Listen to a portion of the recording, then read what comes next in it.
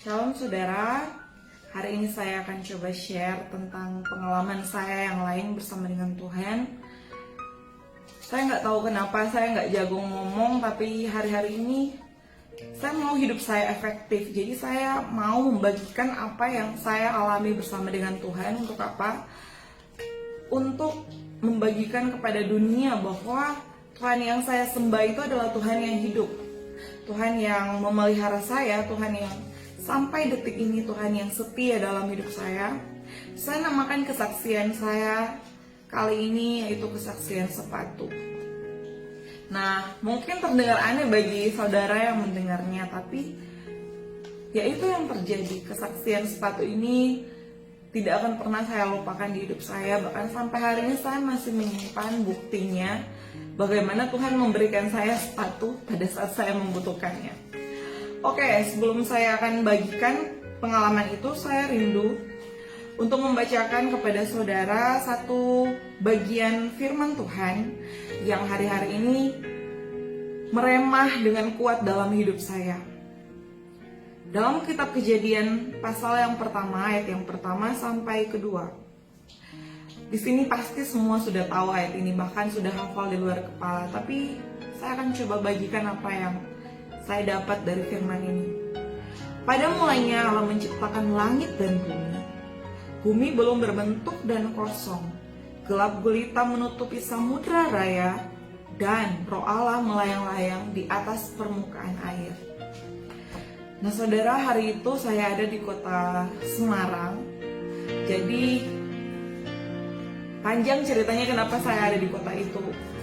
Satu kali saat saya sedang kerja, saya lagi kerja, Tuhan berkata bahwa panggilan saya adalah seorang hamba Tuhan. Dan akhirnya saya harus meletakkan pekerjaan saya itu, saya harus mengikuti apa yang menjadi panggilan Tuhan di hidup saya.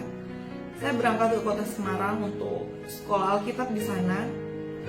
Dan sebelum saya sekolah Alkitab ada beberapa bulan itu saya ngekos.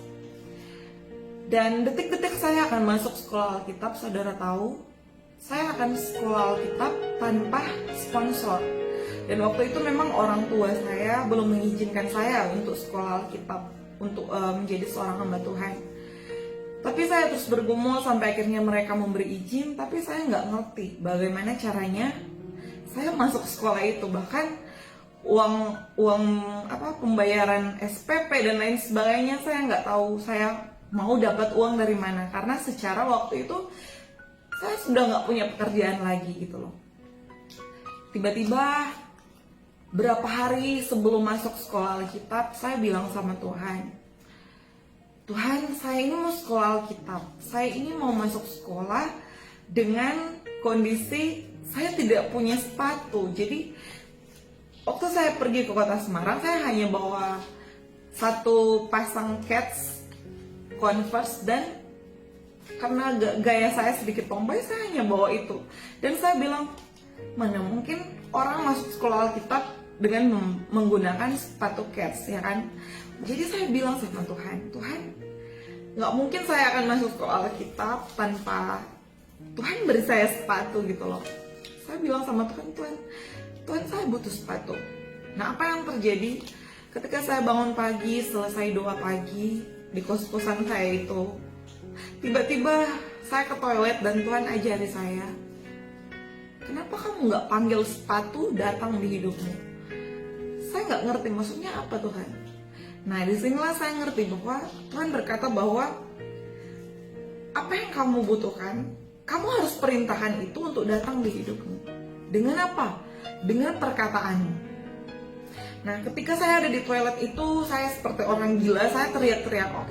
Saya teriak, sepatu datang, saya perintahkan sepatu harus datang di hidup saya.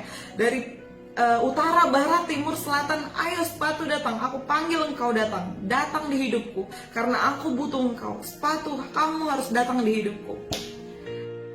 Uang di dompet saya waktu itu tinggal 50.000. Bagi saya itu 50.000 nggak akan cukup untuk beli sepatu. Apa yang terjadi, siangnya ada teman, dia bilang, Gina ayo kita ke mall. Dia ajak saya ke mall untuk cari barang yang dia butuhkan. Tapi saya di dalam hati, ya udahlah ikut aja karena saya mau temani teman saya. Saya jauh dari pikiran bahwa saya akan dapat sepatu di mall itu.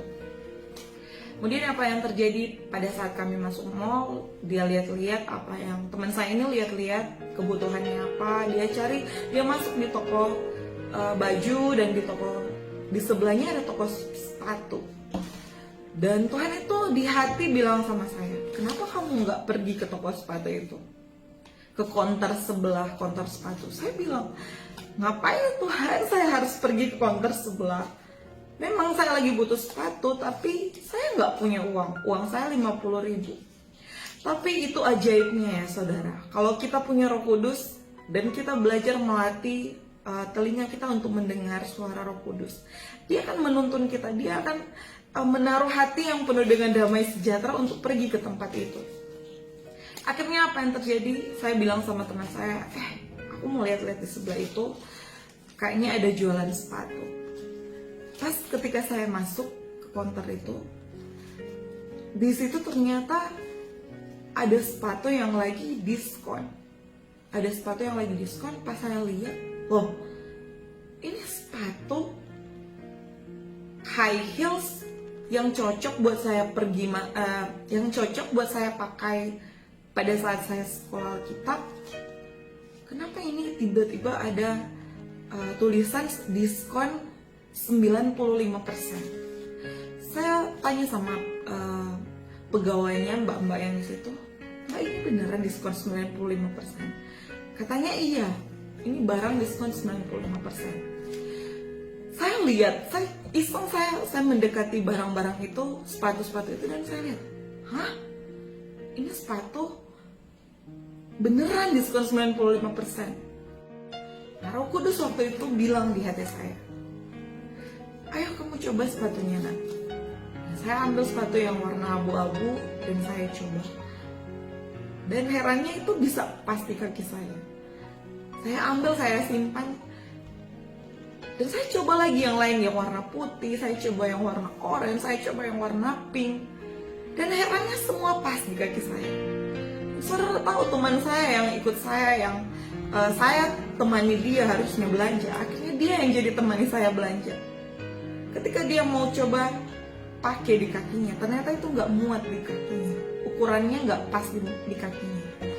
Dan akhirnya apa yang terjadi? Saya mendapat sepatu yang harganya diskon 95%. Masing-masing sepatu itu saya dapat harganya hanya 5.000 rupiah. 5.000 dan 7.000 dan 8.000 rupiah. Saya dapat harganya yang mana mungkin ada sepatu harganya seperti itu. Nah, saya nanya sama mbak yang di situ. Saya bilang, Mbak, kenapa ya ini bisa diskon 95%, dan itu pun cuma item-item tertentu. Dan dia bilang, nggak tahu, tiba-tiba hari ini ada diskon besar, dan itu pun cuman ukuran kaki yang ada di pajangan, tidak ada stoknya lagi di gudang. Jadi saya benar-benar amazing karena di pajangan itu, sepatu yang ada di pajangan itu yang diskon 95% itu adalah sepatu yang ukurannya persis ukuran kaki saya. Nah, saudara bisa bayangkan, sampai hari ini pun saya masih ingat kejadiannya. Kayak, ya ampun Tuhan, ini beneran tak? Apakah ini beneran sepatunya harga 5.000, 7.000? Tapi saya mau katakan bahwa kuasa dari perkataan itu dahsyat. Ya saudara mau percaya atau tidak percaya itu terserah saudara. Tapi yang pasti itu yang saya alami. Ketika pagi-pagi saya memerintahkan sepatu datang. Siangnya saya dapat mujizat tentang sepatu yang harganya hanya 5.000-an, hanya 7.000-an. Padahal sepatu itu harga aslinya itu adalah sekitar 200-an, 300-an ribu. Percayakah saudara bahwa ada kuasa dalam perkataan? Di kitab Kejadian ini, pada waktu bumi ini diciptakan, pada waktu bumi belum berbentuk dan kosong, gelap gulita menutupi samudera raya, belum terjadi apa-apa saudara. Bumi itu seperti ini, gelap dan kosong. Ini adalah bumi dan ini adalah roh Allah. Jadi roh Allah melayang-layang di atas bumi tanpa terjadi sesuatu. Nah, kuncinya ada di ayat yang ketiga. Waktu Tuhan berkata, jadilah terang. Lalu terang itu jadi. Terang itu jadi, kegelapan itu bisa menyingkir.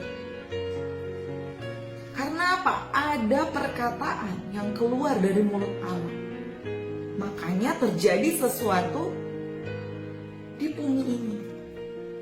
Nah, tahukah saudara bahwa kita ini adalah orang yang diciptakan serupa dan segambar sama Tuhan. Dengan Tuhan. Kita ini adalah produk sorga, saudara. Karena di dalam kita pun ada roh. Ada sesuatu kuasa yang dahsyat dari mulut orang benar. Dari perkataanmu. Ketika Allah berkata, jadilah terang, terang itu jadi.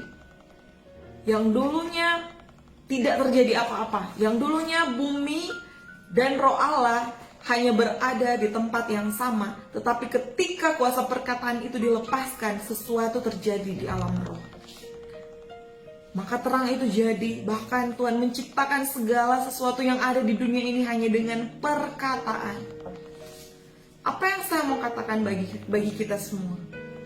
Kuasa perkataan itu adalah dahsyat.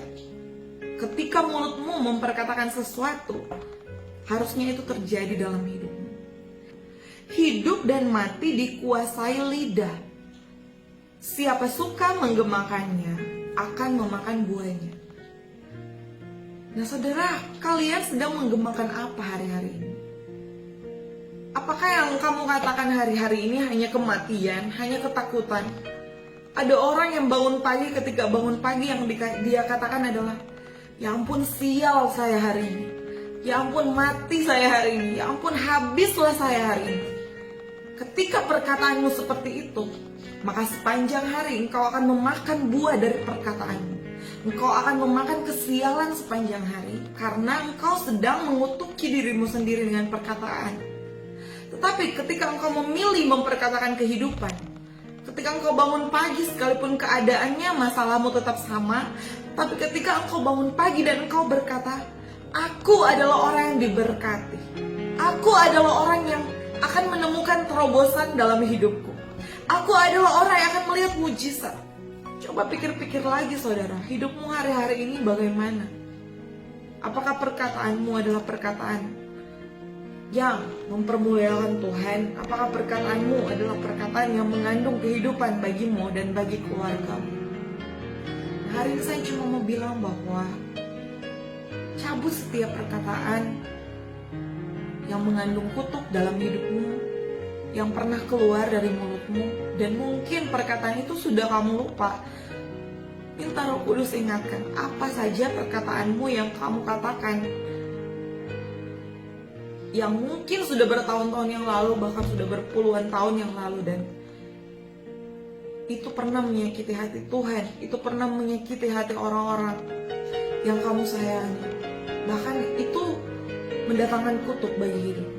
Cabut semua perkataan itu di dalam nama Tuhan Yesus, dan mulai hari ini perkatakan yang baik. Mulailah dengan memperkatakan firman Tuhan, mulailah dengan memperkatakan janji Tuhan. Mulailah kalau kamu membutuhkan sesuatu, perkatakan dengan otoritas Tuhan, panggil itu semua datang di hidupmu. Ketika saya memperkatakan sesuatu, seperti saya sedang memperkatakan sepatu tadi datang di hidup saya selalu percaya perkataan itu masuk naik di surga, dan malaikat-malaikatnya akan mengirimkan sesuai dengan yang saya perkatakan. Ketika kamu membutuhkan sesuatu, daripada kamu ngeluh, daripada kamu putus asa, mulailah perkatakan apa yang kamu butuhkan.